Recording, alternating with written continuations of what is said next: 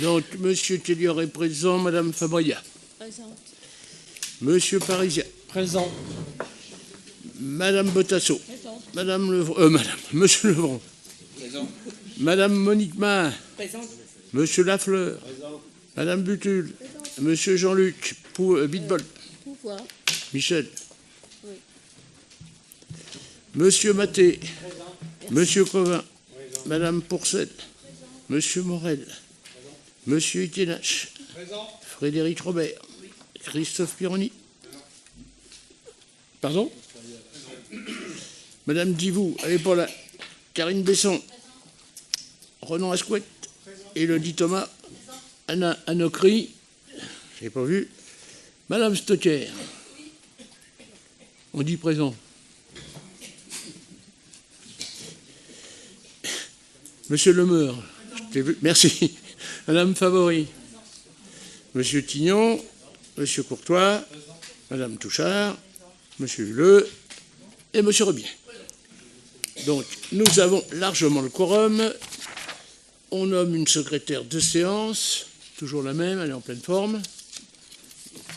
Monique, d'accord. Alors, tableau, on commence par les déclarations de décision de décembre 24 à février 23. Est-ce qu'il y a des... 25, pardon. Je suis en arrière. Est-ce qu'il y a des questions? Oui. Je voulais juste savoir quel était le nouvel emprunt, le montant, le taux et pourquoi. Quel nouvel emprunt? C'est trouvé où celui-là? Le 26-12. 26-12.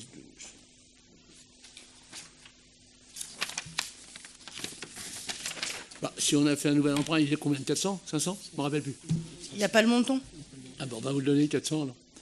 Et bah, il a établi, puisque chaque année, on s'arrange pour garder à peu près la même totalité d'emprunts. Donc cette année, on a remboursé, en 2024, on a remboursé 700 000, on a emprunté 400. Voilà. Donc si vous voulez, ça permet d'équilibrer. Alors on aurait pu ne pas le faire, mais à ce moment-là, le résultat global aurait été plus petit, on serait tourné vers 100 000 à peine. Donc on a préféré mettre 400 000. De toute façon, il fallait le faire l'année suivante, c'est-à-dire en 2025, donc on l'a fait sur le début fin 2024. Ça vous satisfait? Plus de questions? Oui. Je voudrais quelques explications concernant la dernière ligne du tableau. Vous aviez signé un contrat, un CDD de 1 an avec la société Urbanistas, donc de juin 2023 à juin 2024. Alors, on attendait, ça fait 6 mois de suspens, 6 mois de suspense. C'est suspens ou c'est suspense? Moi, les deux, en fait. Parce qu'en fait, là, vous refaites un marché. Le premier, qui était de 2023 à 2024, il était non reconductible. Et là, vous re-signez un contrat pour 1 an, reconductible 3 fois, donc 3 ans. En rajoutant au passage 500 € par mois, parce que ce n'était pas suffisant. Les 6 mois, vous avez, c'est quoi? Il a travaillé sans contrat. Monsieur le DGS, vous demandez la parole parce que vous n'avez pas à parler comme ça en permanence. Monsieur, vous n'avez pas non plus à lui demander. Ben oui, mais monsieur le DGS sait ce qu'il a à faire et si c'est ce qu'il n'a pas à faire. Si on commence comme ça va aller très mal. Moi, ben je non, permets... ça peut aller très mal. Je permets. Ça va aller très mal, donc mais ça va aller très vite. Monsieur le DGS sait très bien qu'il a pas. En vous disant, vous devez savoir... D'abord, vous ne devez pas me couper la parole déjà. Ensuite, vous devez savoir pertinemment, et je vais encore revenir là-dessus, on en a déjà parlé 50 fois là-dessus, qu'on ne peut pas avoir des gens à l'urbanisme en leur donnant les salaires qui sont prévus par le code de ce que vous voulez, le code, les barèmes de l'administration. Donc on est obligé de passer comme ça. Et on va y arriver de plus en plus dans beaucoup de choses. Donc aujourd'hui, si on veut un urbaniste et qu'on lui dit, ah bah écoute, tu as 20 ans d'expérience, mais tu n'as jamais été dans l'administration, donc tu es C, donc tu commences à 1200. Il se marre et puis il s'en va. Donc on n'en trouve pas. Alors c'est pas la peine de chaque Oui, mais fois vous ne répondez pas à ma question. En fait. Les 6 mois. Vous permettez que je continue? Répondez à ma question, s'il vous plaît. D'abord, je vais expliquer mon cas, c'est qui me paraît le plus simple. Donc pour moi, nous allons arriver souvent maintenant dans des cas bien précis, à chaque fois qu'on a besoin de personnes très qualifiées paraît obligé de faire de la sous-traitance. Maintenant, quelle est votre question? Reposez-la, mais très clairement en 2 lignes. En 2 lignes, le contrat, le CDD se terminait juin 2024. Entre Oui. juin 2024 et actuellement, enfin décembre 2024, qu'en est-il? Le contrat a continué. Ah bon? Non reconductible. Il a reconduit. Forcément, il a dû être reconduit quelque part. Je peux le regarder. Hein, bon. Écoutez, mais a priori, il a dû être reconduit. Oui, vous allez dénoncer ça au Conseil d'État. Voilà, c'est ça. Voilà, et au passage, 500 €, ça évitera de mettre des primes supplémentaires tous les mois. Ça. Voilà, on a compris. Vous êtes en forme aujourd'hui, c'est bien. Oui. Alors, c'est tout. On peut passer à autre chose. Il n'y a pas d'approbation. On l'a vu. On continue. Ah, pardon. Excusez-moi, monsieur. J'aurais voulu un petit peu plus d'explications. J'aurais souhaité un petit peu plus d'explications sur l'exercice du droit de préemption urbain renforcé. Ou à quelle occasion pour... Sur quelle base? Donnez-moi la deuxième ligne. Le droit de préemption renforcé. La deuxième ligne, la première page.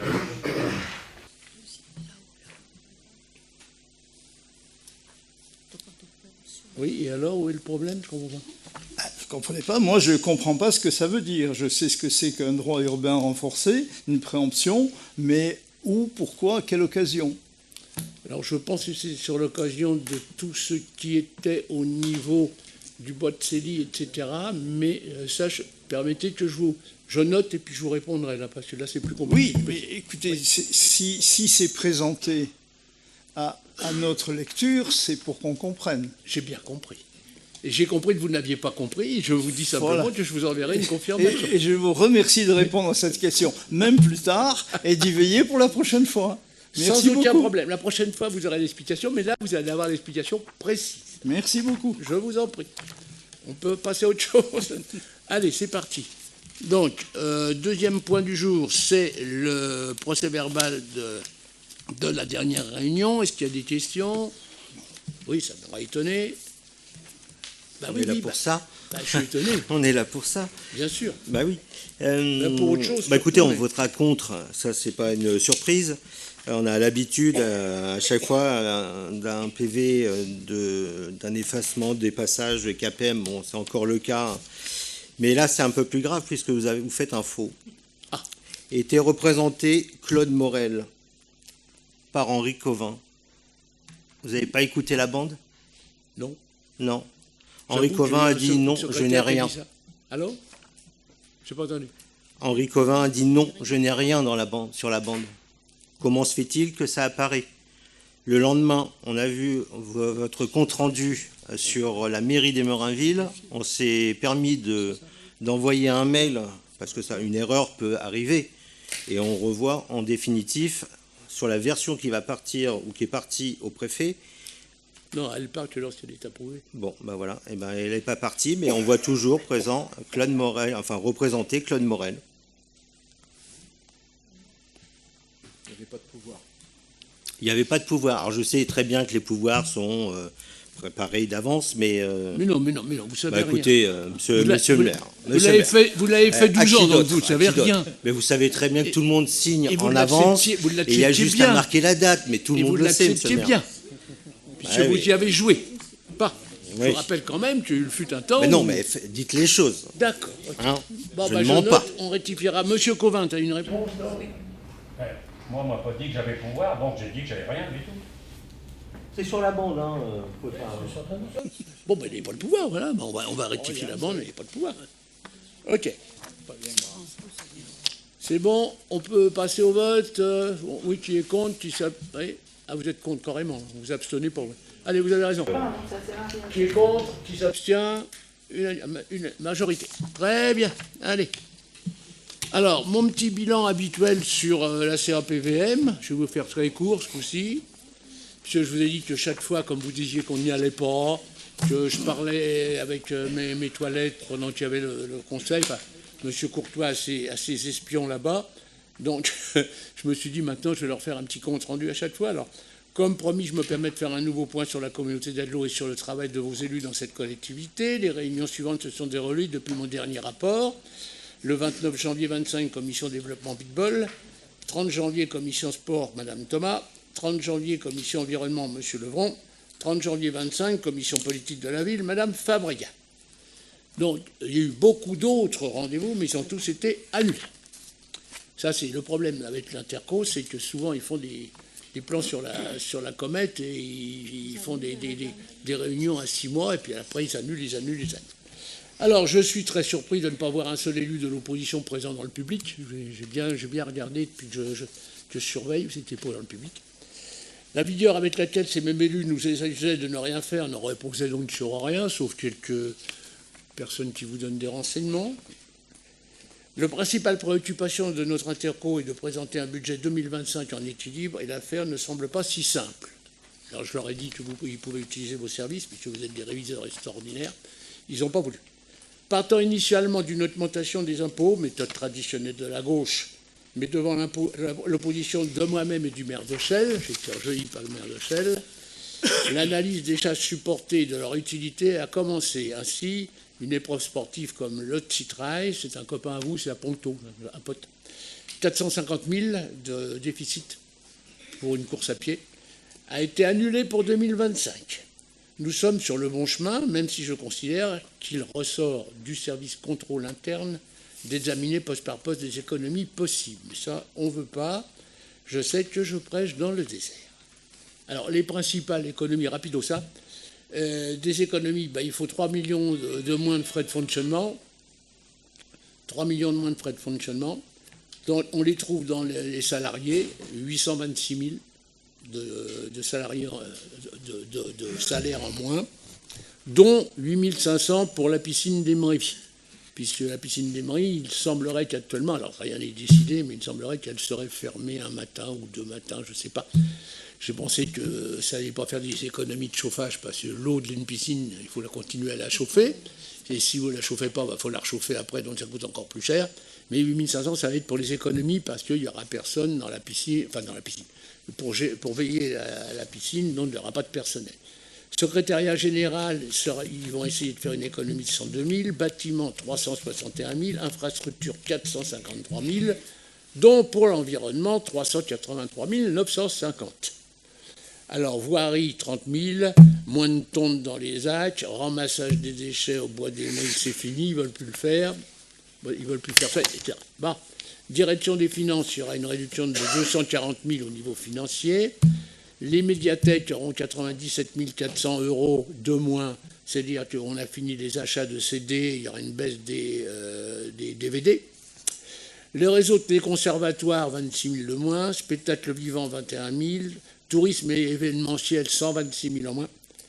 Développement sportif, 118 000. Aménagement durable, 217 000. Développement économique, 50 000. Et direction de la communication, 50 000. Et tout cela, naturellement, n'est pas encore suffisant, il y a encore un trou. Donc voilà où on en est. Donc rien n'est définitif, c'est simplement une étude qui se fait actuellement et ils ont décidé, parce qu'ils ne pouvaient pas, avec le trou qu'ils avaient, augmenter les impôts d'une façon considérable. Donc ils ont suivi les conseils de votre serviteur et du maire de Chelles qui est intervenu aussi en disant on ne peut plus augmenter les impôts, il faut réduire les dépenses. Et donc moi ce que je crains surtout, c'est au niveau, ils ont fait un grand... Sur l'environnement, ils ont fait un grand truc, 453 000 € de moins dans l'environnement, plus aménagement durable 217 000. Et ça risque de faire bobo, donc je crois que nos trottoirs seront moins bien entretenus, que les tontes, il va y en avoir une ou deux par an au lieu de 5 ou 6, enfin, etc., etc. Voilà. Bon, c'est juste à titre d'information que je vous donne pour vous dire qu'on fait notre boulot et qu'on représente la ville d'Aimainville, contrairement à ce que j'ai entendu comme bêtise. Voilà, alors il y a aussi, si vous voulez, ceux qui sont intéressés, j'ai la conférence des maires dans laquelle il y a ce que je viens de dire. Je pense que ça vous intéresserait, vous, parce que c'est l'écologie qui s'en prennent plein les chantiers. Voilà.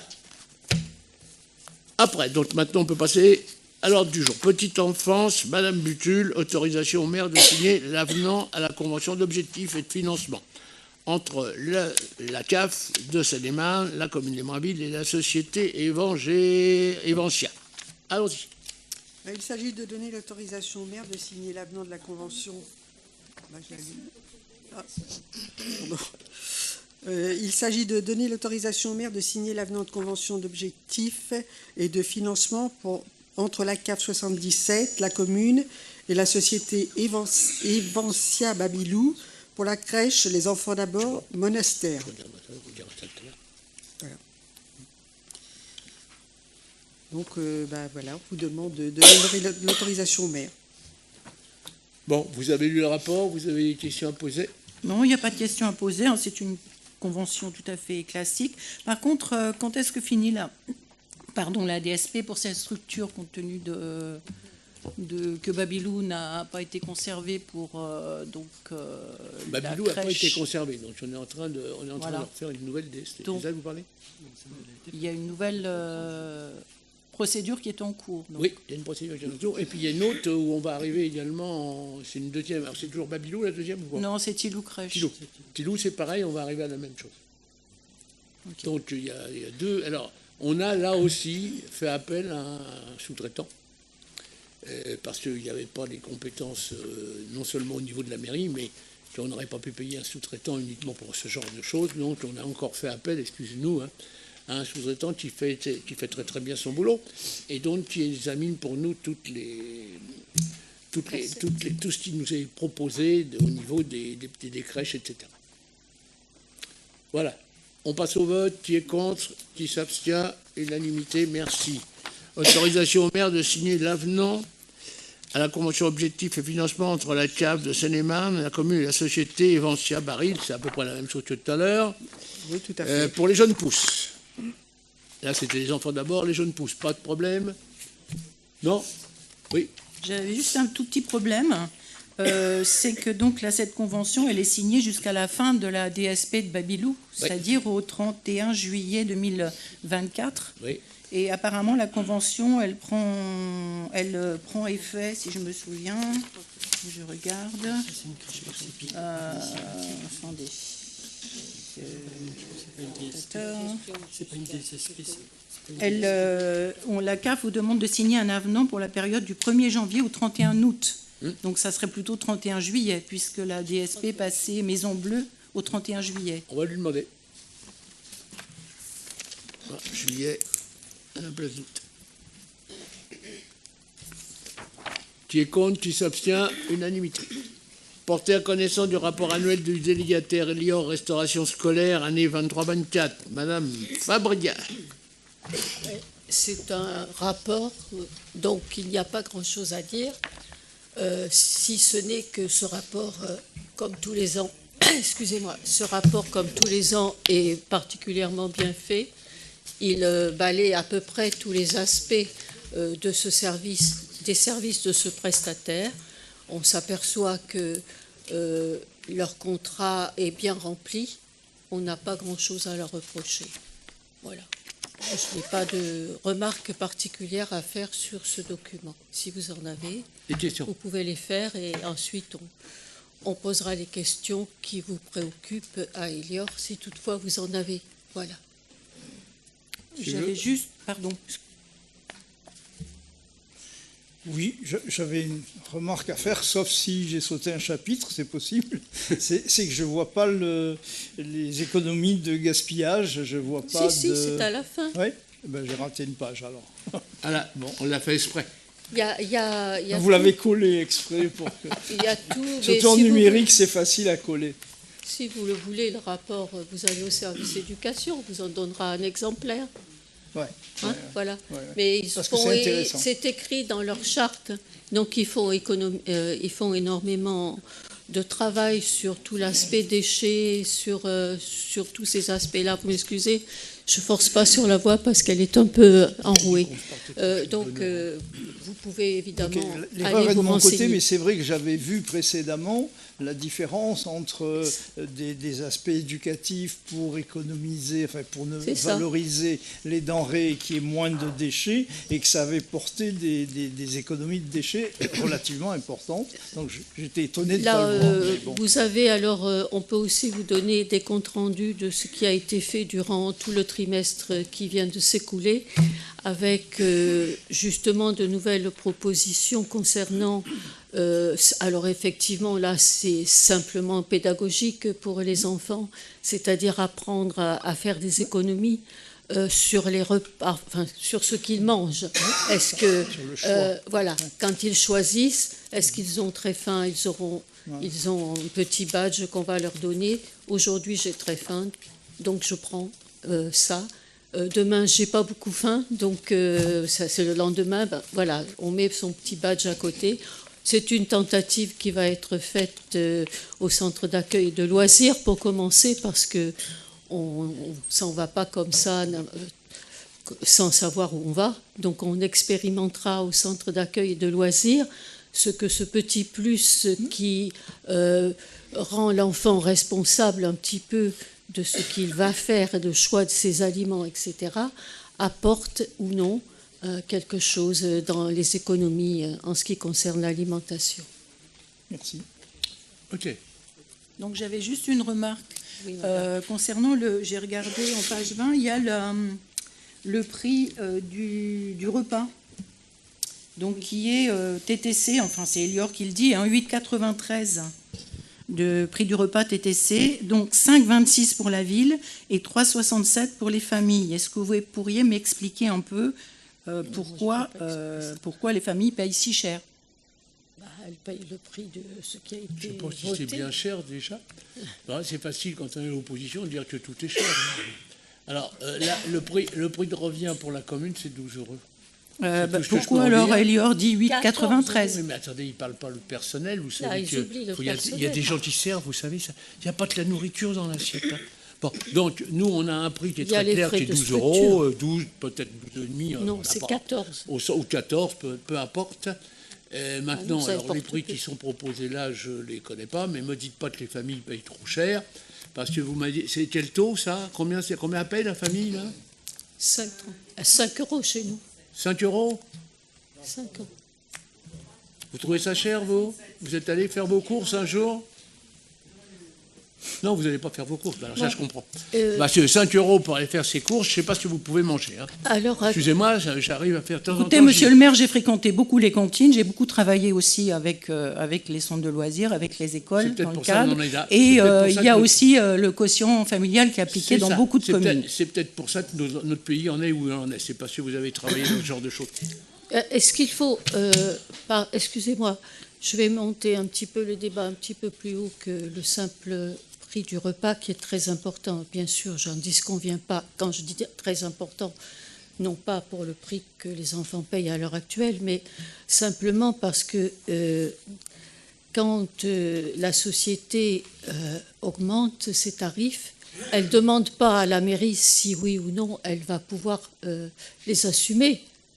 Donc l'année dernière, quand on a eu un redressement de la part d'Elior par rapport aux dépenses qui avaient augmenté pour Elior, elle nous les a bien refacturées. Et il a fallu bien les assumer. C'était de l'ordre de 40 combien, je ne me souviens pas. 10,93% d'augmentation. Voilà. C'est à la page, c'est là. Et si derrière vous regardiez les comptes de l'analyse... Il y a les analyses. Il y a les analyses financières qui font que c'est même déficitaire avec ce coût que la mairie a été imputé sur les 10,93. Voilà, c'est quelque chose... La seule satisfaction que nous pouvons nous dire à aujourd'hui, c'est que le taux de fréquentation reste stable par rapport aux années précédentes, que les impayés ne représentent que 4%, d'accord, alors que le compte d'exploitation tel que le présente le prestataire est négatif de moins 61 000 euros, malgré les augmentations et malgré tout ce qui s'ensuit. Voilà ce qu'il faut retenir. Mais on peut pas... Et en plus, dans les enfants, il n'y a pas eu de suppression de plats dans notre... Alors, nous avons 5 plats. 5. Alors que toutes les autres communes ont changé en disant on en fait moins et c'est le même prix. Voilà. Moi, si je voudrais terminer sur quelque chose de global, c'est pas parce qu'on est dans l'opposition qu'il faut penser que tout peut être gratuit. Surtout que lorsqu'on arrive au pouvoir, quelques temps après, on s'aperçoit qu'il faut tout augmenter. Donc, s'il vous plaît, on essaie de faire le mieux possible 5 €, j'estime moi que c'est pas cher. Les villes à côté, il y en a peut-être qui font mieux. Il y en a qui pratiquent les fameux quotients, mais les quotients, il y en a qui commencent à 3 mais qui terminent à 9. Donc globalement, il y a des gens qui payent beaucoup plus. On a choisi, quand vous allez arriver en 2026 brillamment, puisque vous allez gagner, c'est une certitude, donc quand vous allez arriver, je serai dans l'opposition et je vais me marrer. Je vais faire exactement comme vous et je vous rappellerai. Ah bah, vous augmentez le prix des cantines, comment vous faites? Bah, pourquoi vous le faites pas gratuit, etc. Non, il y a un moment où il y a la gestion, on fait une bonne gestion. Notre contrôle qui a été fait par le Trésor public, malgré tout ce que vous avez pu déblatérer, s'est passé à merveille. On attend avec impatience la Cour des comptes, mais ça, on pensait l'avoir et on ne l'a pas. Quand on l'aura, ça sera la même chose. Et vos sourires qui sont actuellement complètement stupides, je ne sais pas, comme de toute manière, on peut vous dire tout ce que vous ne voulez pas comprendre et vous parlez de choses immédiatement. Donc, sur le plan gestion, ça va bien. Je pense que les cantines, personne ne nous a reproché le prix exorbitant. Évidemment, si on peut les donner gratuits, on les donnera. Mais si demain, moi, l'État, au lieu de me donner 800 000 € de dotation globale de fonctionnement, me donne 25 millions, moi, je vous les fais, vos cantines gratuites. Je ne suis pas là pour gagner de l'argent, ce n'est pas mon problème. Si je le fais, ce n'est pas pour enquiquiner la population. Je le fais parce qu'on est obligé d'avoir un budget en équilibre. Point, tirer à la ligne. Voilà, on passe au vote. Je voudrais vous signaler quand même, monsieur le maire, que je vous ai demandé la raison, et si vous vouliez revenir me justifier pourquoi il n'y avait pas le quotient familial appliqué à Emerinville, j'attends la réponse. Oui, mais la réponse, je vais vous la donner. Si votre réponse, c'est la gestion, vous avez un taux d'endettement qui permettrait nettement... C'est pas ce qu'ils disent. De diminuer les prix. Excusez-moi, eux, ils disent qu'on est en faillite. Moi, c'est ce que je vous dis. Ah oui, mais alors, qui c'est que je dois comprendre, eux ou vous? Donc, je vous dis, monsieur le maire, là, faut pas le quotient familial, c'est pas votre estimation du cher ou du pas cher. D'accord. C'est la solidarité par rapport à l'ensemble des foyers quand d'une même commune. je discute avec vous, j'ai l'impression d'être avec quelqu'un de compétent et de raisonnable. Alors, quand vous me dites qu'on a un ratio de solvabilité qui est merveilleux, alors que de l'autre côté, on nous traîne dans la boue en disant qu'on a 2 sur 20 en gestion, permettez-moi de sourire. Alors, bon, c'est vrai que vous êtes deux oppositions différentes. Je parle du niveau d'endettement. Bah oui, moi aussi. Le niveau d'endettement, c'est le plus important. On est à 5 ans, je crois. Et encore, je ne suis même pas sûr. Alors que le Matis, c'est 12. Bon, et puis l'État, c'est 75. Bon, donc, je vous répondrai, mais déjà, grosso modo, indirectement, je vous ai répondu, je vais vous répondre de nouveau. Le fait de faire payer moins certains et plus d'autres commence à me gêner un peu, parce que déjà, on a quelque chose d'inimaginable dans nos communes, c'est que vous avez des gens qui ne payent pas d'impôts du tout, les locataires, et que donc tout est payé par le propriétaire avec sa taxe foncière. C'est pas terrible. Autrefois, on avait baissé, nous, la taxe d'habitation, rappelez-vous, on l'avait ramenée à 9,5. Exprès pour dire on va favoriser les plus pauvres, mais de là à ne pas les faire payer du tout, bon, ça va revenir. Vous inquiétez pas, ils sont en train de cogiter un truc qui va être bien. Donc pour moi c'est simple, cette espèce de quotient familial, pour moi c'est une injustice déjà, et deuxièmement ça coûte à la mairie parce qu'il y a une gestion considérable du problème. Entre les cautions de vous changer régulièrement 3 ou 4 fois parce que madame a divorcé, le mari est parti, ils ont fait un enfant, etc. C'est monstrueux. Je n'imaginais pas quand je suis arrivé ici, et puis il y avait le quotient familial, je n'imaginais pas que ça pouvait être aussi empoisonnant. Donc, si on ne gagne pas, nous on ne gagne certainement pas beaucoup sur la recette globale, parce que si on avait celui qui paye le moins à 3 et celui qui paye le plus à 10, on s'y retrouverait. Hein. Bon, mais... avec les frais de personnel qu'on a en plus, je pense qu'on serait déficitaire et on a simplifié, tout le monde est content, le service d'éducation est content, tout va bien. Donc c'est pour ça qu'on ne reviendra pas tant que je serai là. Si ces messieurs prennent la place ou si vous prenez la place, après vous ferez ce que vous voulez. Voilà. Allez, on passe au vote. Non, il n'y a pas de vote? Non. Alors, on a discuté, c'est bien. Attribution d'une subvention exceptionnelle à l'Association nationale des combattants, UNC, pour la participation à la sortie scolaire des collégiens à Verdun. Des questions? Non? Il n'y a pas? On passe au vote. Qui est contre? Qui s'abstient? Alors, si vous qui faites des analyses subtiles, vous auriez pu dire, oui, mais dis donc, comment ça se fait qu'on n'attend pas le budget? J'attendais ces questions. Ah oui, le budget, c'est pas votre force. Le budget, c'est pas votre force. Bon, donc, vous êtes unanimité? Ok, on passe. Ah, quand même. Remercier l'organisation des anciens combattants qui fait ça. Ouais. Parce que c'est vrai que ça n'a jamais été aussi pertinent dans ce moment. Tout à fait. Alors, oui. Alors, ceci étant dit, on le fait, j'explique, parce que après j'aurai des critiques. Alors, théoriquement, ça devrait être passé avec le budget.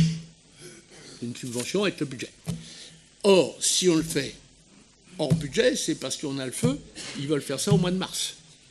Et donc, on est obligé de faire passer la subvention avant. Donc, je passe au vote, mais Monsieur le Président est sorti ou il n'est pas là? Il est sorti. Donc, Monsieur le Président ne prend pas part au vote. Vous êtes d'accord? Unanimité? Merci. On passe. Henri, tu peux revenir. Tu peux revenir. Pas l'unanimité. Il n'y a pas l'unanimité? Bah non, monsieur Covin ne vote pas. Ah oui, bien sûr, il n'y a pas l'unanimité. Il ne vote pas, bien sûr. L'unanimité, moi, Alors, Covin. c'est bon, ça, d'accueil des enfants en classe. Alors, on repart maintenant sur autorisation au maire de signer la convention d'accueil des enfants à Embrunville en classe d'unité d'enseignement élémentaire pour les autistes. Michel. Oui. La ville de Ponto-Combo a ouvert depuis septembre 2024 une classe d'unité d'enseignement élémentaire autiste. Aussi, les enfants résidant à Embrunville, orientés en UEEA par la MDPH, pourront être scolarisés dans la commune de Ponto-Combo. Voilà. Donc, de ce fait, comme il y a un transfert de charges à faire, nous devons mettre en place une convention pour la prise en compte des frais de scolarité des enfants scolarisés, comme ça se fait chaque fois, hors commune. Voilà. Oui, monsieur. Question, oui. Ça concerne combien d'enfants? Et une autre question à travers ça. Comment se fait-il que la mairie d'Embrunville n'ait pas opté, elle, pour créer ce genre de classe dans l'un des 5 établissements scolaires? Parce que ce sont des classes qui sont rares. À peu près. Voilà. 2 ou 3 personnes.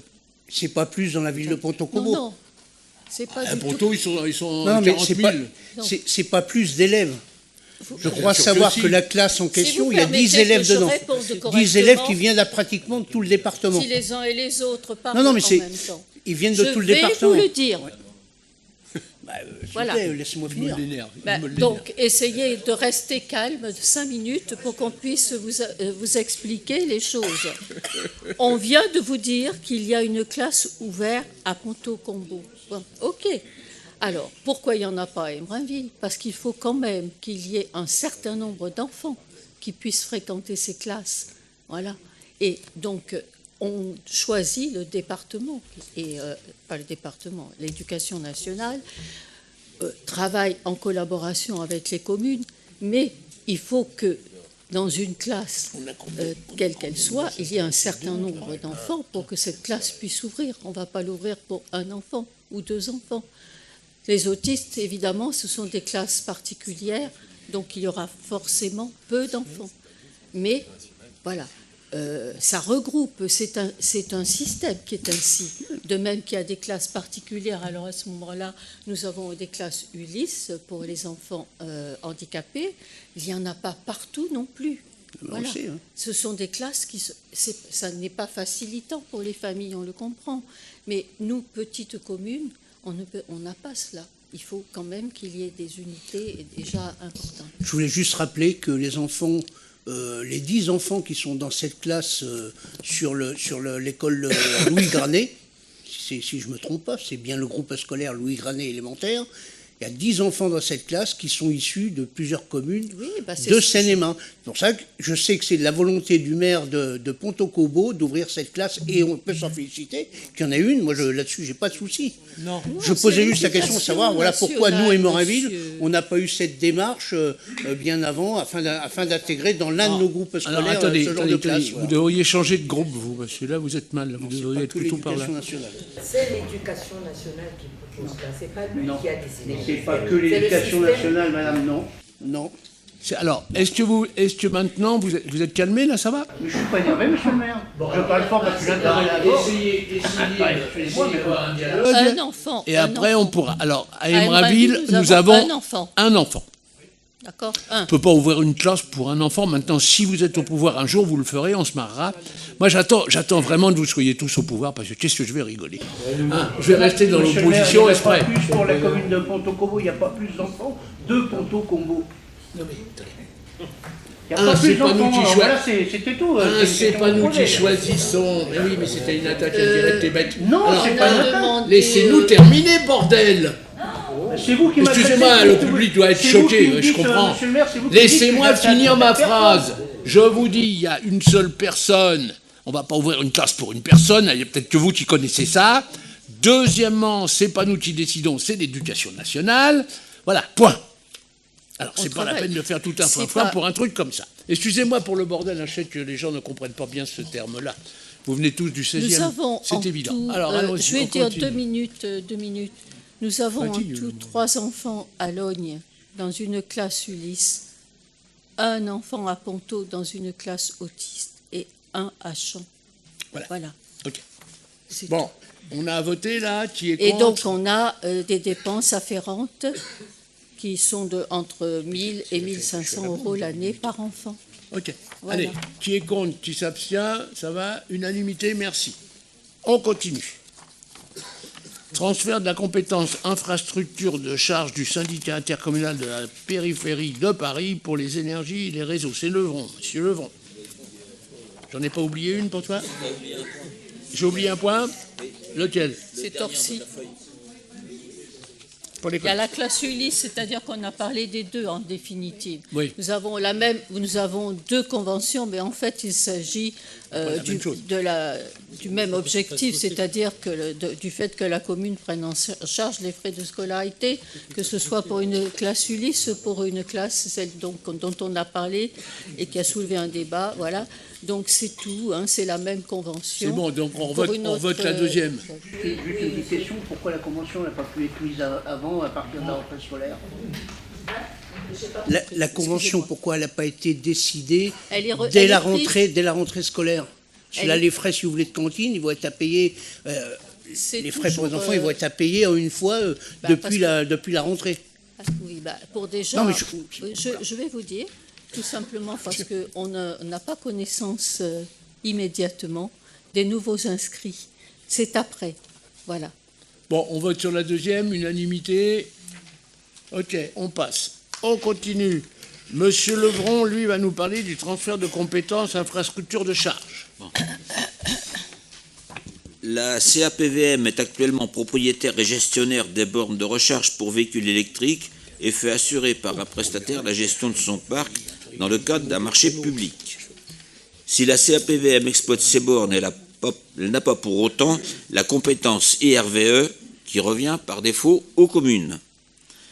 L'agglomération a engagé depuis plusieurs mois des réflexions sur le devenir de ces bornes de recharge.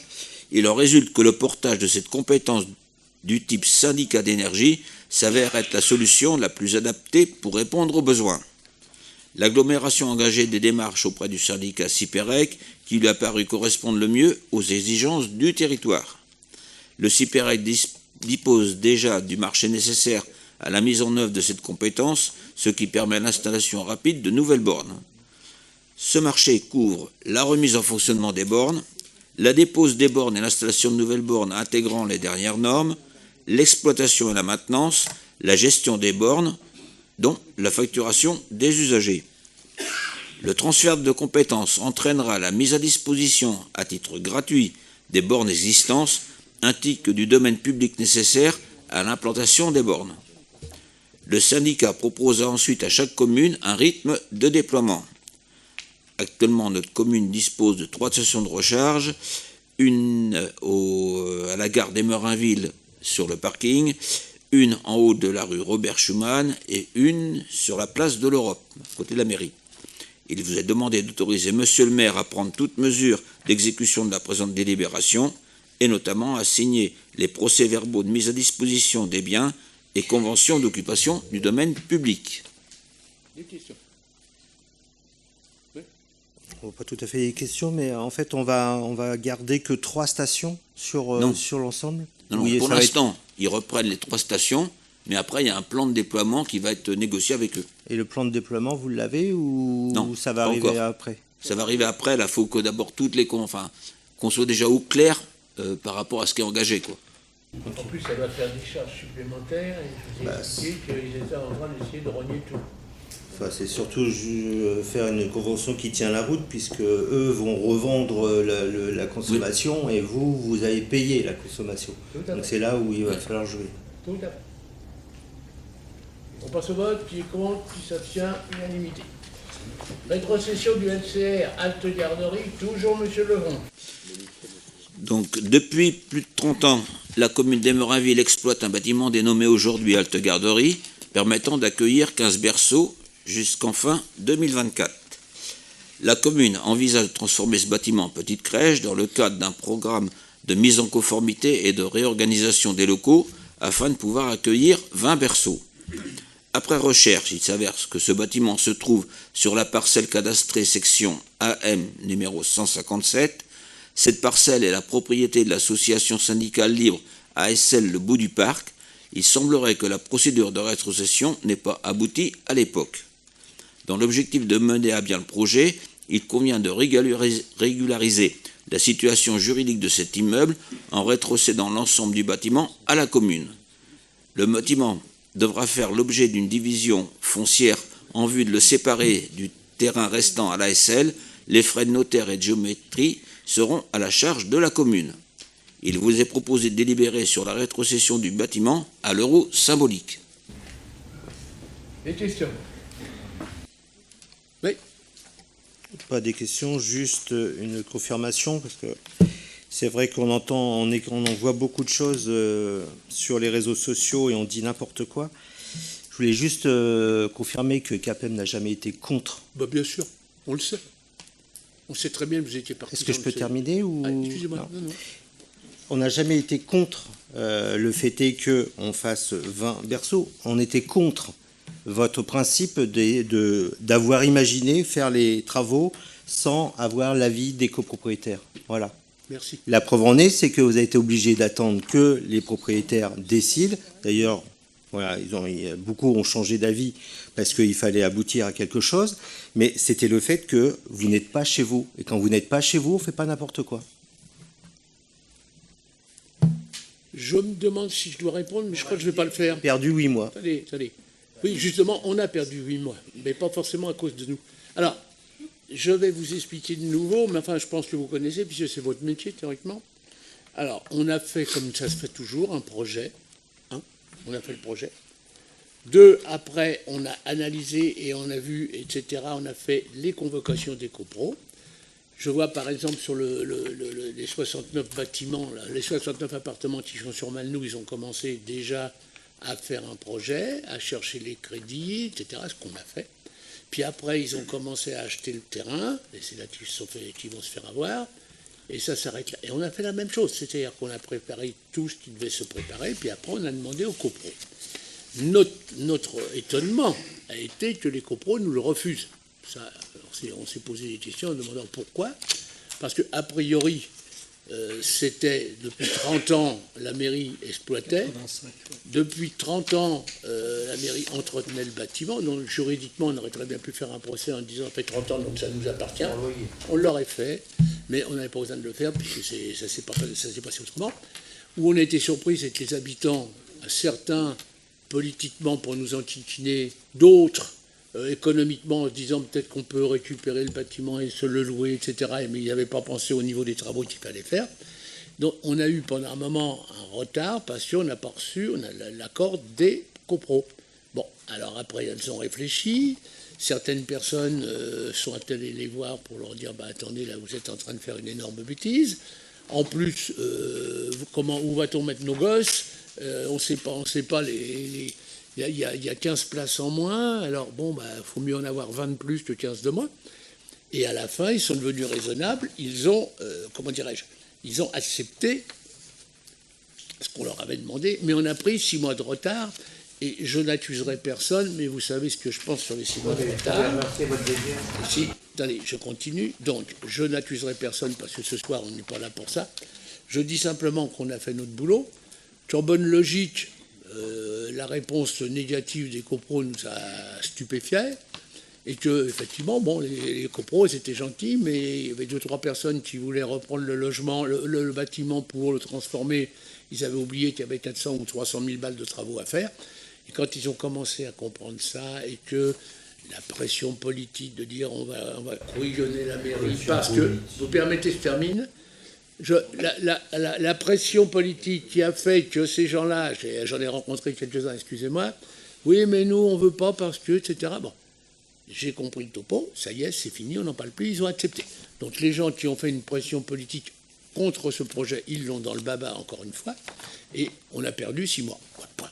Donc ce n'est pas de la faute de la mairie, ce n'est pas de la faute de certains copropriétaires, mais quand même, il y a une partie aussi de gens qui ont savonné la planche pour rigoler, en disant tiens, ça, la mairie ne le fera pas.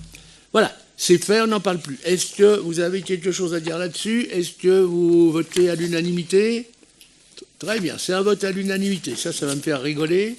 Au moins, je pourrais le dire. Après, débat sur le PPAD. Le PADD, pardon, pas le PPAD. Le PPAD. Donc, vous avez tous reçu le PADD. Je rappelle que pour ce PADD, il y a eu une première réunion le 4 avril 23. Enfin, la première réunion, c'est le 7 mars 23. Après, il y a eu le 4 avril 23. Après, il y a eu le octobre 23. Et pour finir, il y a eu juillet 24. Donc, on a discuté déjà allègrement de ce PADD qu'on vous présente aujourd'hui, parce que là, maintenant, il faut le présenter, et puis après, on peut commencer à étudier le plus. Est-ce qu'il y a des questions? Il doit y avoir un débat, mais le débat, il doit partir sur des questions. Si vous avez des questions, c'est intéressant. Si vous n'avez pas de questions, c'est comme le débat d'orientation budgétaire. On arrête là. Chez vous. Ah bah oui, Oui, moi j'ai... C'est drôle, je savais que c'était vous qui alliez me poser des questions. Allez-y. Non, parce que je crois que vous avez répondu à la réglementation de toutes ces opérations-là, dans le fait de mettre à jour par rapport aux législatifs, aux réglementations. Bien sûr. Et il y en a, certains disent trop, moi je dis pas vraiment trop, mais il y en a quand même beaucoup qu'il faut mettre à jour. La seule chose qui me désole à la lecture de tout ceci, après effectivement qu'on se soit réunis en commission et qu'on en ait débattu, et c'était relativement intéressant. Oui, pour ceux qui étaient là. Après, il y a des complexités un petit peu et des subtilités qu'on n'a pas quand on n'y est pas très longtemps baigné dedans, mais ce qui me désole, c'est qu'il marque là la continuité d'une action qui s'est faite que timidement, c'est la lutte contre les nuisances sonores. À Émerinville, on ne peut quand même pas dire qu'Émerinville, quand on suit la francilienne, c'est pas le chaînon manquant. On peut pas le dire. Dans le chantier de la lutte contre les nuisances sonores. Oui. Vous avez, je sais pas, ça fait 3 km, ou j'ai pas mesuré, mais un espace qui est la commune d'Émerinville, qui est fait en tas de cailloux, où on peut se photographier au travers, qu'on appelle mur anti-bruit. Oui. Donc je rappelle que c'est toujours là, et dernièrement, pour une enquête de la région, je passais avec des gens du développement architectural qui sont à Gustave Eiffel, qui me disaient mais quelle est l'origine, vous qui êtes d'Émerinville, pourquoi c'est comme ça ici, alors que le mur arrivé au pont, à Ponto-Combo, il change. Ben, je dis je ne sais pas la raison. Je sais simplement la cause, si ce n'est que le chantier a perdu 2 millions parce qu'ils avaient fait une erreur quelque temps avant, et que moi je suppose qu'ils ont récupéré ces 2 millions perdus sur les matériaux. Mais en attendant, je veux dire réglementairement, c'est le même chantier qui se présente du carrefour de la A4 jusqu'au pavé de Ponto, et quand le pavé de Ponto sera fini, il faudra attendre 2 ans pour qu'il y ait la réception de chantier. Donc on a encore quand même tout cet espace de temps pour lutter, pour avoir la même chose qu'au moins Ponto-Combo. Alors, je vous avais déjà interrogé sur cette action-là, et j'ai été, c'est vrai, depuis voir Ponto-Combo pour savoir à quel prix ils ont eu effectivement gain de cause pour la lutte sur les nuisances sonores. Et c'est vrai qu'ils ont 11 personnes à l'urbanisme chez eux, plus 8 de la communauté d'agglo qui les ont été, pour lutter pied à pied face au chantier d'État pour arriver à faire valoir ce qui était déjà écrit. Mais nous n'avons pas fait la même chose. Nous n'avons même pas demandé à la communauté d'agglo de venir nous aider, nous prêter main forte avec son personnel de l'urbanisme. Ça ne veut pas dire qu'on y serait arrivé, mais on ne l'a pas demandé. Enfin, moi j'ai fait, j'ai demandé, mais encore une fois, la communauté d'agglo, c'est quelque chose qui est bizarre, et c'est le principe de la communauté d'agglo, c'est-à-dire qu'il n'y a pas de politique générale, chacun défend sa commune. Or, une commune de 30 000 ou de 40 000 habitants comme Chelles ou comme Ponto s'impose parce qu'ils ont 15 élus, 20 élus, nous on en a 2. Donc on peut dire tout ce qu'on veut, et en plus on n'était pas la bonne couleur politique. Ce qui a changé là actuellement, parce que maintenant on peut dire qu'on est à peu près considérés comme des êtres normaux, bien qu'on ne soit pas de gauche. Alors donc, on avait ce problème-là, on a fait tout ce qu'on a pu dans les moyens de la petite commune.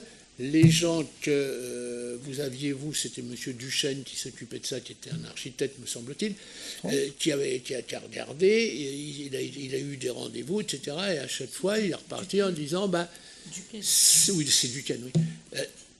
C'est normal ce qu'ils ont fait, ça n'a pas la même gueule que c'est à Ponto, mais c'est la même couverture de bruit qu'à Ponto. Non, c'est pas ça qu'il y a dans les rapports. Hein. Vous l'avez peut-être rêvé une nuit de cauchemar, mais c'est pas ça qu'il y a dans les rapports. Je fais pas de cauchemar, moi. J'ai aucune raison de faire des cauchemars. Je fais des rêves, moi. Il n'y a aucune trace de votre demande qui est un refus ou une acceptation d'aide par rapport à la tenue de ce chantier. À aucun moment, vous n'avez fait un courrier pour demander de l'aide là-dessus. Attendez, je n'ai jamais écrit à la CRPVM, mais je sais que vous et vos équipes, dont était, comment il s'appelle cet architecte, vous avez travaillé dessus, puis on a fait je ne sais pas combien de réunions là. Bien sûr. Bon, les réunions, les gens étaient là, ils vous ont exposé, vous avez répondu, ils ont posé des questions, ils vous ont répondu. Pour moi, ça n'avait pas la même gueule, mais ça avait la même efficacité. C'est peut-être pas le cas, mais il n'est jamais trop tard pour bien faire. On peut relancer l'opération. Voilà. Je vous le fais pas dire. Je vous le fais pas dire. Pour ça, je voulais vous le suggérer justement que, vu l'effort qu'il y a à faire, je pense qu'il faut continuer. Il y a quelque chose à reprendre. Oui, mais attendez, moi, le PADD, c'est pour moi, on pourrait dire, je suis partagé avec le PADD, parce que c'est quelque chose qui pose un certain nombre de problèmes, mais qu'on ne peut pas souvent résoudre parce qu'on n'a pas la compétence. On parlait du bruit des avions tout à l'heure. Le bruit des avions, moi j'ai une compétence qui est relative parce que je peux hurler à la mort, mais le sous-préfet il me regarde, il se marre, et l'aéroport, il fait l'aéroport d'Orly, il rigole aussi. Et quand je dis je vais avoir la police de l'air, on me dit allez à Pétaouchnot, Coulommiers, etc. Ils ne peuvent pas venir. Donc c'est des déclarations d'intention. Souvent, quand j'ai regardé ça, je dis oui, on demande ça, mais qu'est-ce qu'on a comme moyen? Pas grand-chose. Donc, par contre, il faut le mettre, parce que sinon, on pourrait nous dire, comme vous ne l'avez pas mis, on peut faire, etc. Donc, c'est quelque chose qui se met, et que l'on peut discuter après. Là, vous avez aussi un paragraphe nuisance où on a mis tout ce qu'il fallait. Oui. Bon, mais encore une fois, après, on est une petite commune de 7000 habitants, on a un budget de 13 millions. On ne peut pas être comparé à Ponto ou à Chelles, etc. Or, ces gens-là, quand ils arrivent à l'Interco, c'est vrai, moi je pèse, parce que j'ai quand même un certain nombre de compétences en expertise comptable, bien que j'ai qu'un 2 sur 20. Hein. Bon, en expertise comptable, j'ai un certain nombre de compétences qu'ils n'utilisent pas à fond, mais qu'ils utilisent un peu quand même. Voilà, mais en dehors de ça, quand Ponto veut quelque chose, Ponto, il a je ne sais pas combien de voix, Chelles veut quelque chose, il a je ne sais pas combien de voix. Mais si vous voulez, vous me suivez? Je vous suis tout à fait. Le poids, la pression de Ponto Combo par rapport à Emerainville, c'est David et Goliath. Voilà. Mais ça n'empêche qu'il n'y a pas que la compétence, il y a les alliances quand même qui peuvent exister. Si à un moment donné, Noisiel ou Torcy est d'accord avec vous, qui a eu une mauvaise estimation sur la francilienne qui ne passe pas chez eux, ils peuvent faire alliance avec nous par rapport à la pression d'un chantier d'État. Or, ça n'a pas été le cas. Vous êtes toujours seul. Je ne sais pas pourquoi. Vous venez de le dire tout à l'heure que pour une copropriété, on vous a refusé. C'est peut-être que vous êtes mal exprimé aussi. Non, ça s'appelle le cordon sanitaire. Le cordon sanitaire, ça c'est une expression sympa.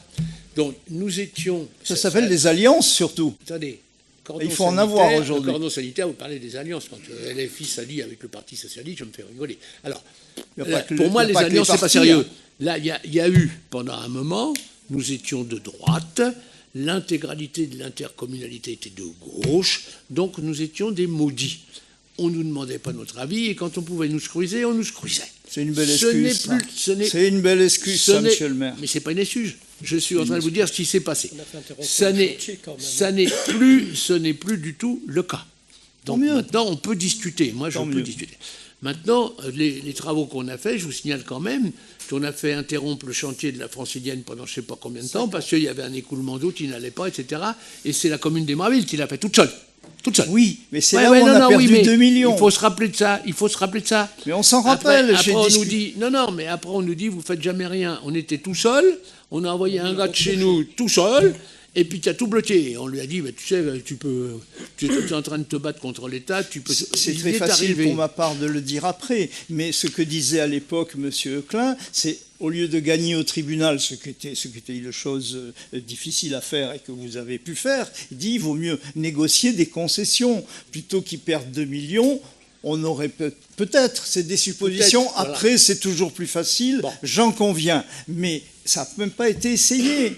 Monsieur Huleux, nous avons essayé... À quoi ça sert d'avoir fait perdre 2 millions à un chantier si après on a un tas de cailloux au lieu d'avoir un mur anti-bruit? Ça sert à rien. Ceci étant dit, nous étions, quand on était dans l'opposition, totalement opposés au passage de la Francilienne là où elle passe. Oui. Elle pouvait passer beaucoup plus haut. Hein, mais attendez. Mais chaque fois, vous bottez en touche sur autre chose. Le fait est qu'ils l'ont construit là, la Francilienne, que le mur il est là, même si avant c'était une erreur de déplacer la Francilienne. Pourquoi pas, j'en conviens. Mais maintenant, c'est là, et qu'est-ce qu'on en fait? Alors, vous faites table rase du passé. C'est-à-dire, vous dites qu'on ne parle pas du passé. C'est tout ou rien. Ouais. Je vais faire la même chose que vous. Alors, aussi, je vous dis, on c'est a fait ça, vous dites, ça c'est passé, on n'en parle plus. C'est les bisounours. Non, c'est pas ça. Vous me dites, on a fait ça, oui, mais ça compte pas, c'était le passé. D'accord, très bien, bon, voilà. Alors maintenant, c'est le passé. J'ai pas dit, c'est le passé. Je vous ai dit, c'est comme ça maintenant. C'est pas parce que vous avez trouvé une excuse que ça devait passer ailleurs et que ça n'est pas passé. Le fait est que sur la commune, on a maintenant une nuisance sonore qui est extraordinaire, mélangée à une nuisance sonore de l'aérodrome, avec en plus des nuisances de l'air. Bon, alors, monsieur Huleux, je n'arrive toujours aux conclusions, ça ne va pas vous faire plaisir, mais venez bosser avec nous. Mais quand j'ai bossé avec vous, justement, pour les nuisances sonores de l'aviation, vous avez oublié de me prévenir du rendez-vous avec le préfet. Bien sûr, ok. Bon. C'est pas vrai? Non. Oh, c'est pas vrai. Ceci étant dit... il fait pas nuit, là. Ceci étant dit... Il fait pas nuit. On a, sur le PADD, on continue ou ça vous Oui, mais il faut bien continuer. Alors continuons, mon ami. Dites-moi ce que vous avez d'autres. J'en conviens. Continuons. Il y a d'autres questions? Excusez-moi, je vais dire quand même un petit quelque chose, parce que depuis tout à l'heure, on ressasse le passé, etc. Mais puisqu'il s'agit d'orientation, je comprends tout ce que vous venez de dire et ce que monsieur le maire vient de dire. Mais là, on est dans des orientations pour l'avenir. Moi, je lis un paragraphe, page 19, où il y a marqué, puisque vous dites qu'on a encore le temps, c'est très bien. C'est très bien aussi de rappeler que peut-être on a encore le temps de voir pour ce fameux cette fameuse partie de mur qui y a marqué dans nos orientations du PADD, prise en compte des risques et des nuisances dans les politiques d'aménagement visant à protéger la population des incidences qui résultent en particulier risques liés au retrait des argiles, gonflement des argiles, du risque lié à la présence des cavités souterraines, des risques industriels et technologiques, des nuisances liées aux bruits aériens, des nuisances liées aux bruits routiers, entre parenthèses A4 et N104, voies intérieures, des nuisances liées au bruit ferroviaire et du passage de la canalisation de transport de matières dangereuses.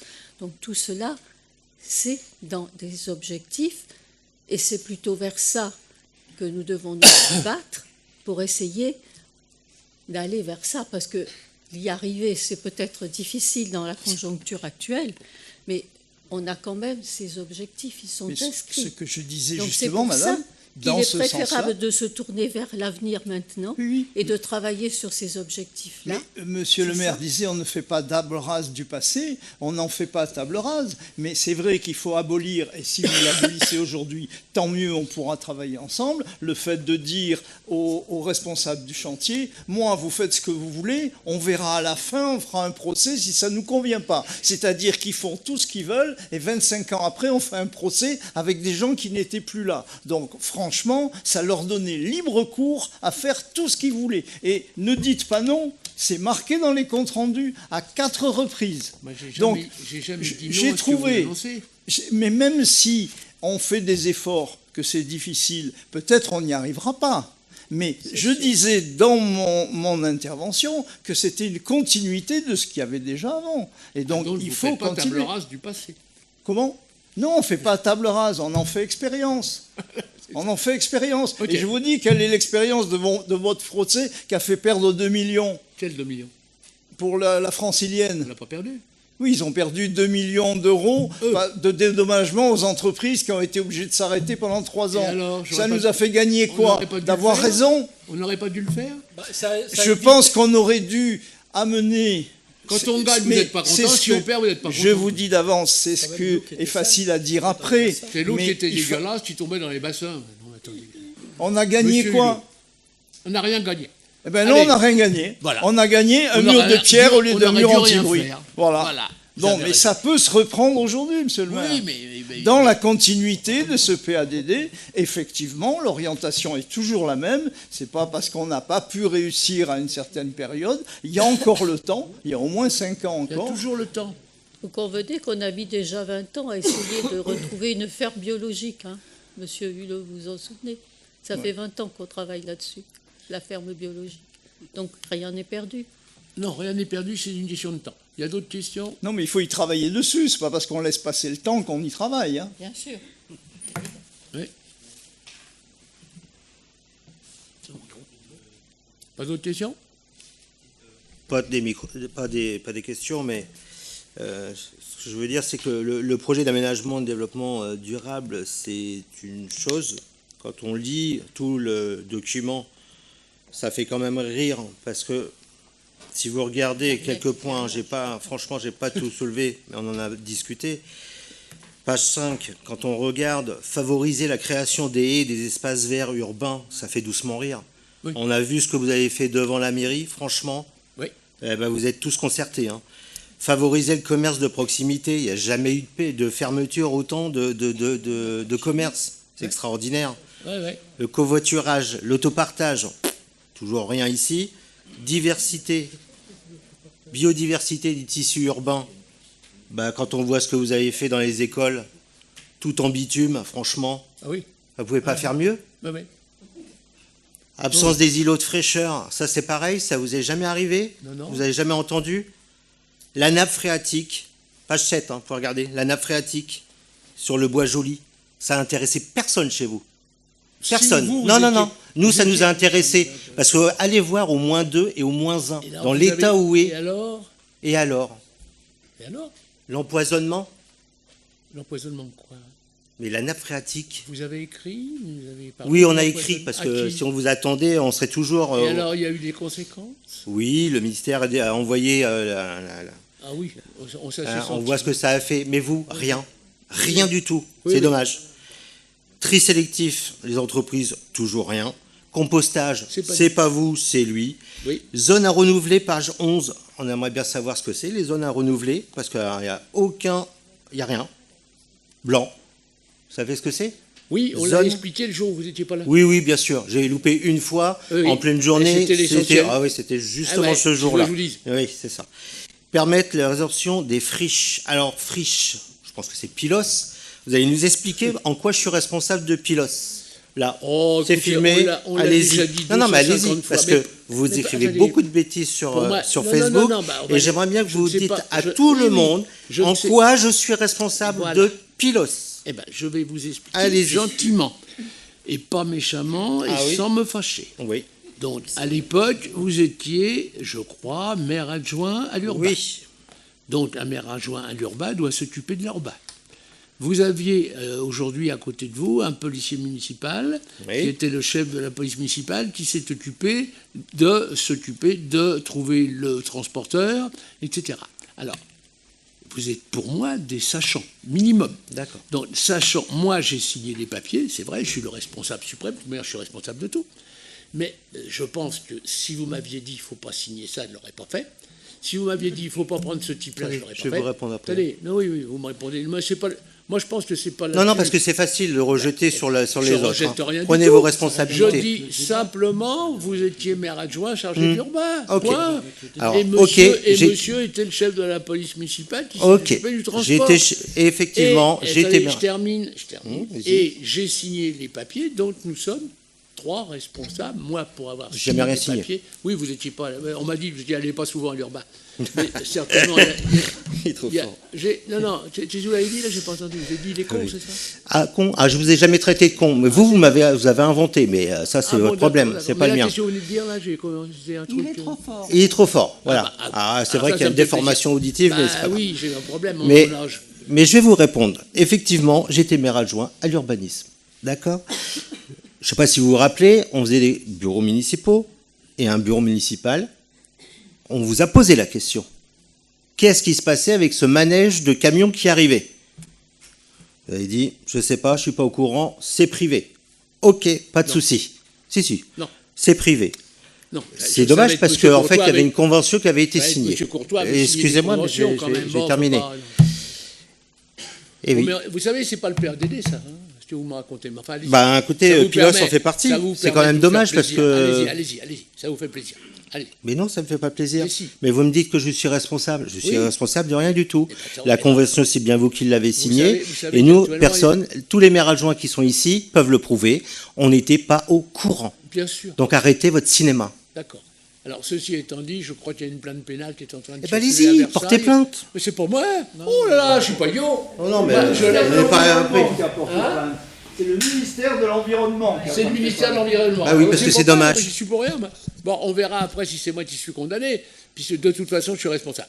Voilà. Alors, maintenant, vous avez terminé avec le PADD ou vous avez autre chose? Moi, j'ai juste une petite remarque. En page 12, j'aimerais aussi avoir un éclaircissement sur les actions qui devront favoriser une offre de logements diversifiée. Donc, il y aura bien quand même des programmes de construction de logements sur Émerainville. A priori, oui. Ou, j'en sais rien, ça va dépendre des terrains. Actuellement, nous avons un problème. Sur le bourg, il n'y a pas beaucoup de construction de prévues pour l'instant. Sur Malnou, il y a énormément de promoteurs qui tournent et qui veulent acheter 3-4 maisons groupir pour les casser, pour faire un petit immeuble. Moi, ma question, elle est simple. Je pense que c'est clair. J'ai dit qu'on n'était pas contre l'urbanisation et l'augmentation de population. Mais pour ça, il faudrait que l'on puisse circuler dans la ville, que l'on pourrait avoir un CCRS beaucoup plus développé, donc de l'argent en supplément, qu'il fallait me supprimer les bruits à Malnou. Enfin, il y avait un certain nombre de conditions qui n'étaient pas réunis, et j'ai même comparé en disant c'est facile de dire aux gens de venir en France et après les laisser coucher sous le périphérique. Alors, c'est pas ce qui va se passer, bien sûr, mais ce que je crains, c'est que si on m'amène demain, là, il y a 68 logements qui ne se feront pas, mais il y a 68 logements qui devaient se faire, tous des logements sociaux. Comment ces gens-là peuvent vivre? Il y a des problèmes de transport, il y a des problèmes de bruit, il y a des problèmes d'école, il y aura des problèmes de crèches, parce que nos crèches, elles sont nombreuses. On a 5 crèches par rapport aux autres communes, je vous laisse faire, sauf que même si elles sont nombreuses, on a beaucoup d'enfants et qu'elles sont pleines. Donc, moi, je veux bien qu'on m'amène de la population, mais on n'aura pas mon accord tant que la population, elle n'aura pas de quoi vivre. C'est tout. Alors, je sais que c'est facile, quand on est dans l'opposition, il faut faire de la population. Puis quand on est au pouvoir, on dit, mais comment je fais pour les nourrir? Comment je fais pour leur présenter un CCAS, médecine du travail, ça? Il n'y a rien.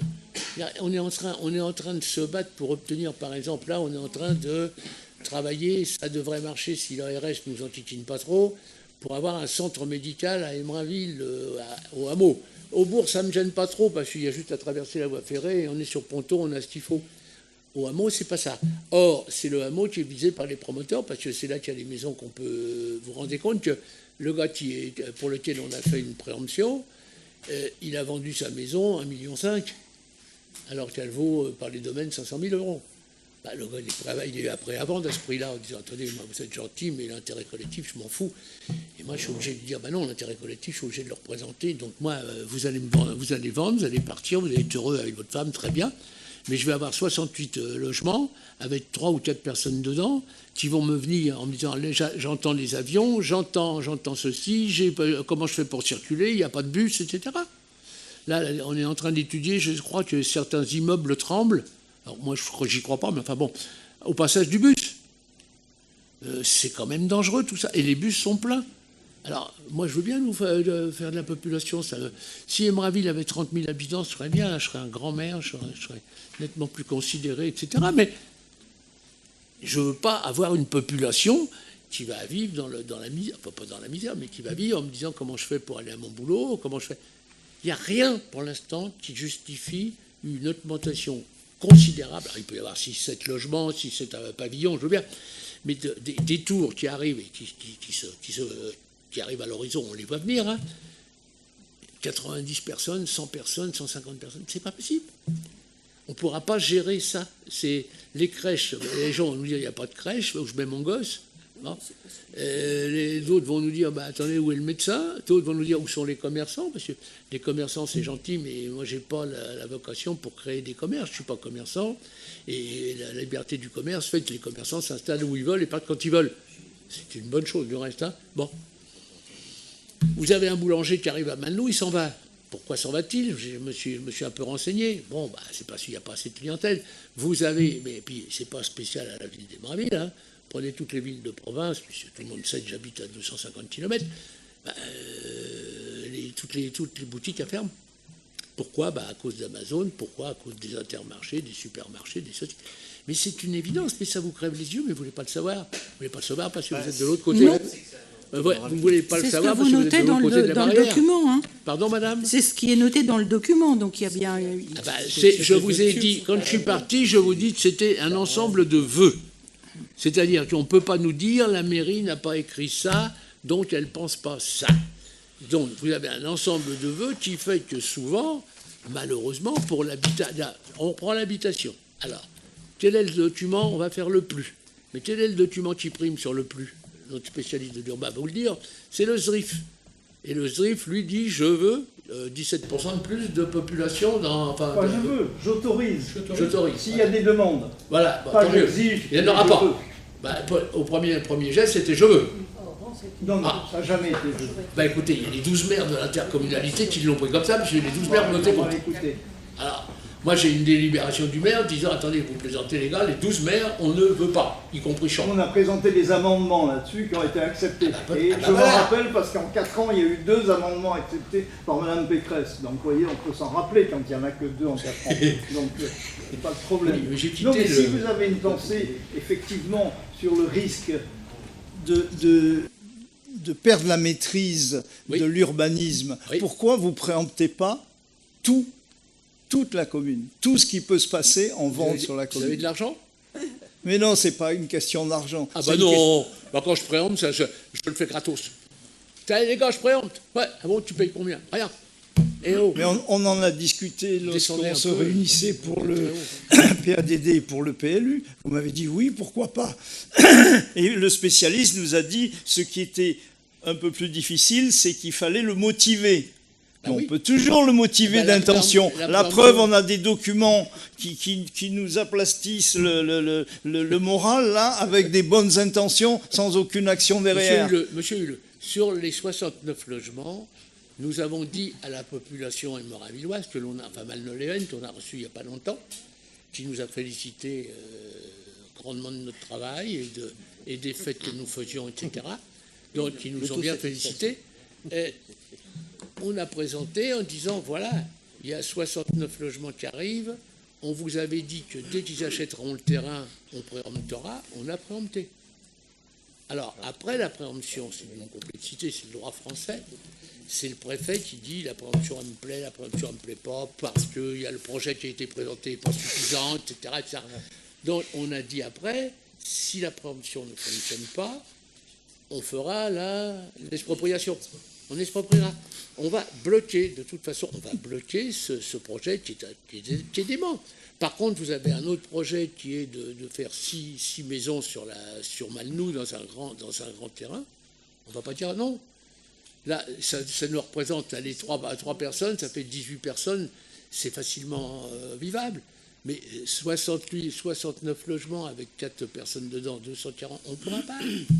Voilà, c'est clair. Non, mais préempter, il faut avouer quand même que c'est un obstacle de plus. C'est pas absolu, mais c'est une complexité de plus pour au moins les promoteurs qui veulent tout de suite acheter 3 pavillons et faire un immeuble. Ça laisse au moins du temps.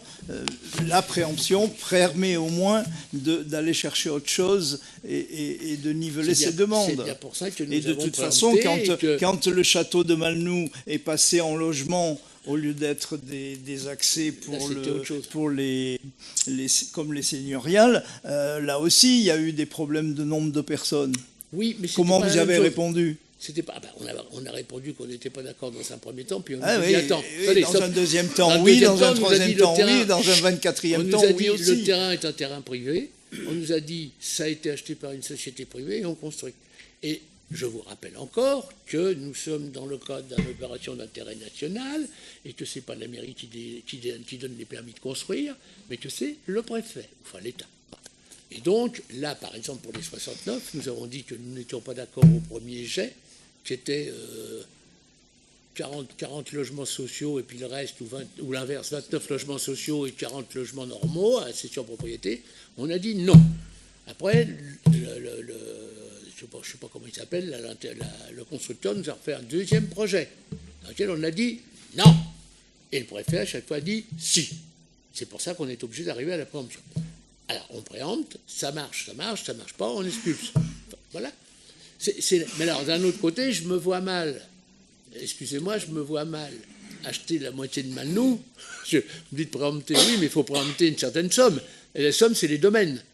Alors, quand lui, il a vendu son pavillon, il aurait pu vendre son pavillon 1,5 million, on a fait venir les domaines qui les ont mis à 550 ou à 500 000. Bon, donc, lui, il me dit, vous êtes gentil, monsieur, mais moi, 1,5 million, ça me plaisait, 500 000, je ne sais pas si je vais vendre. Ben, je dis, ça tombe bien, c'est ce que je veux, ne vendez pas, vous êtes aussi bien, vous êtes bien ici, vous avez une belle piscine, il a une très belle propriété. Je dis, bon, voilà. Donc, encore une fois, maintenant, préempter, si à chaque fois on réussit à avoir la préemption, il va falloir sortir l'argent. Parce que la préemption, elle n'est pas gratos. Hein, bon. Voilà. D'autres questions? Oui. J'aimerais bien avoir une copie de la préemption, s'il vous plaît. Bah, bien sûr, il faut la demander, vous venez la chercher en mairie. Ok. Vous les aurez. C'est tout? Oui. Vous parliez de préemption, au départ on parlait de commerce. Ça va être facile ce que vous allez dire. Oui, allez-y. Comment? Je dis ce que vous allez dire va être facile. Oh bah oui, ça va être facile. Si. Moi, je vous encourage éventuellement à vous rapprocher de la mairie de Lagny. Il doit y avoir 300 cellules, il n'y en a pas une de vide. On a un manager commerce. Tant mieux. Ben, c'est peut-être que Lagny, ils sont combien d'habitants? 21 000. Oui. Je ne suis pas convaincu de ce que vous avancez. Pour y être au bord de Marne, moi j'y suis tous les jours. Il y a un local qui est toujours en attente. Non, il est en train de il est en construction là. Il a été démoli, il est en construction. Non. De vous à moi, on s'en fout de ce qui se passe à Lagny.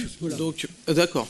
Mais il est gentil Lagny, mais ça bon. Mais il y a peut-être des conseils à prendre d'autres communes. Oui, bien sûr. Arrêtez de vous les demander à vous. Remarquez, c'est vrai que le passé moyenâgeux de Lagny, avec celui d'Amerinville, où il y a un marché 2 fois ou 3 fois par semaine, c'est certainement que le public est différent, mon cher ami. Mais aussi, il faut comparer les communes avec. Si vous comparez les villes, Ponto-Combo, il y a un marché. À Amerinville, on a essayé d'implanter un marché. Nous étions avec, à l'époque, nous avions même aidé Pierre Andrieux, ça n'a jamais marché. Pourquoi? Parce que les gens, d'emblée, vont aller sur Ponto-Combo, parce que l'offre de marchands n'était pas suffisante. Le seul commerçant qui marchait à Amerinville, il était au bout du village, c'était le fleuriste à l'époque. Bon, ceci dit, ne comparez jamais, c'est très difficile de comparer entre elles. Je compare un manager commerce et un, un maire adjoint délégué. C'est ça. Au développement, un manager commerce, ça, c'est important. Développement commercial. Bon, donc nous avons un maire adjoint chargé du commerce et de l'environnement. Il fait correctement son boulot. Bon, c'est pas non plus un manager, mais excusez-le, il n'a pas le titre anglais. Donc voilà, mais on ne peut pas comparer. À chaque fois qu'on me dit on compare Lagny avec Montreuil avec Phnom Penh, c'est pas du tout les mêmes vies. Donc ici, nous avons nos problèmes qui sont des problèmes spécifiques. Nous allons réussir, je crois, un tour de force, mais c'est très long, avec cette espèce... On a déjà réussi la coulée verte, ça y est, la coulée verte, elle est pratiquement terminée. C'est une très bonne chose. Nous pouvons partir de là-haut jusqu'à pratiquement ici. Il y a je ne sais pas combien de kilomètres de forêt, c'est bien. C'est une bonne chose pour nous. C'est la région qui a bossé avec nous, qui a fait l'essentiel. Je crois que vous étiez opposé du reste à ce que l'on cède les terrains à la région. C'était encore une erreur, mais enfin c'est votre problème. Et puis maintenant, on est en train de terminer cette ferme, une ferme biologique. Cette ferme biologique, on a des problèmes parce qu'avec la SNCF, on ne pouvait pas traverser la voie ferrée. Maintenant, on a réussi à contourner la voie ferrée, on est heureux. L'ennui, c'est que le gars qui s'occupe de ça à l'Épamarne, il est parti ailleurs, et donc on est obligé de tout réexpliquer à son remplaçant. À sa remplaçante. Ce qui veut dire qu'on perd du temps. Mais la ferme biologique, je crois qu'elle sera... Alors excusez-nous, ça sera juste pour les élections, mais on ne l'a pas fait exprès. A priori, c'est fin 2025, tout début 2026, voire mi-2026, où on aura cette ferme biologique, et où là, on essaiera d'installer un marché du même nom. Est-ce que ça fonctionnera? J'en sais rien, parce que marché biologique, c'est très gentil, mais c'est très cher. Le bio est très cher. Alors, les gens, ils sont gentils, ils aiment bien le bio, mais quand vous leur dites un kilo de pommes de terre, un kilo de pommes, c'est 10 balles, alors qu'ailleurs, c'est 3 balles, ils achètent le 3 balles. Vous n'allez pas souvent en acheter, Vous n'allez pas souvent en acheter. Non, je ne vais pas souvent en acheter. Non. Par contre, je sais que c'est 3 fois plus cher. Parce que ma femme me fait des rapports là-dessus en me disant voilà ce que j'ai acheté, en biolo, ça coûte cher. Excusez-moi. Alors maintenant, c'est vrai que je ne vais pas faire les cours, je n'ai pas le temps. Vous parlez dans le PADD de la valorisation des milieux humides qui s'appuiera notamment sur la vallée du rue du Merdoro. Oui. Tout à l'heure, vous avez dit que j'étais responsable de beaucoup de choses. Je suis responsable d'avoir fait un PV en 2016 à France-Pierre pour ne pas avoir fait son bassin de rétention où il fallait, en contravention avec le permis de construire et en contravention avec la loi sur l'eau. Je crois qu'il l'a fait.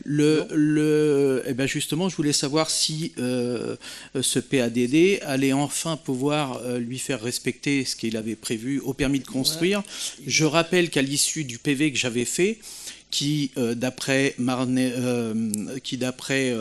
Épamarne, la PAPVM et l'URBA n'étaient pas régularisables, et que vous avez régularisé. Non. Si, non. Que vous avez régularisé. J'ai pas le pouvoir de régulariser. Si, vous avez régularisé, vous êtes allé à Champs-sur-Marne, la police nationale vous a convoqué, vous avez régularisé, oui, vous avez régularisé le bassin de rétention derrière, là où il est en contravention à la loi sur l'eau. Je rappellerai juste que la personne morale contre qui j'avais fait le PV, c'était France-Pierre. Oui. France-Pierre, c'est celui qui a mis la terre à Pylos. D'accord? Vous avez régularisé... Et que vous saviez. Vous avez régularisé la loi... Vous le saviez. Vous le saviez. Le bassin de rétention... Vous le saviez que c'était France-Pierre. Vous le saviez. C'est pas moi qui ai régularisé, monsieur le maire. C'est ça, voilà. C'est ça. Bon, vous n'avez pas signé les papiers. C'est ça. Bon, donc, mais vous le saviez. Donc, votre position n'est pas bonne. Bon. Ceci dit, attendez... Et sur France-Pierre, je ne vais pas vous parler, monsieur le maire, parce qu'il y a une enquête en cours et je garde mon argumentation et mes preuves pour les enquêteurs. Oui, les mêmes preuves que vous avez lorsque vous nous dites qu'on ne sait pas gérer. D'accord. Alors, pour ce qui me concerne le bassin d'eau, j'ai eu, je ne sais pas combien de réunions avec France-Pierre, j'ai eu des réunions avec la police de l'eau, enfin je ne sais pas quoi, tout le monde m'a dit que c'était... C'est quand vous avez fait démonter la caméra qui était dans votre bureau. Tout le monde m'a dit que c'était régularisé. Point. Non, si c'est pas régularisé, c'est pas. En plus, ça n'a rien à voir avec le PADD. Enfin, vous à moi, vous êtes en train de parler. Oui, bien sûr. Bon, c'est ça. Oui. Allez. Est-ce que vous avez autre chose comme question? Parce que là, c'est non, ça sert à rien. Oui. Vous avez raison. C'est un débat, il n'y a pas de débat. Non, oui. Heureusement qu'il y a eu des discussions. Ok, donc on a fini les discussions. Eh bien écoutez, on constate que le débat a eu lieu et je vous souhaite une bonne soirée à tous.